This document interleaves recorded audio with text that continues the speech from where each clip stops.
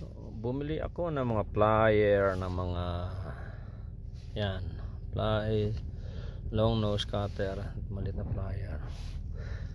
Minsan nahihirapan tayo paano natin na kukunin, di ba? O minsan pinupunit na natin, no? Pinupunit natin.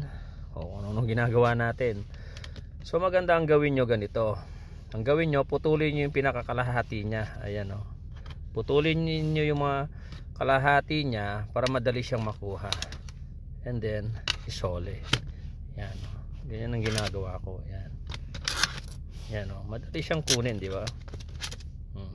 Kesa dun sa itatapon mo, ito lalagay mo kung saan saan. So ayan, ayan gawin mo.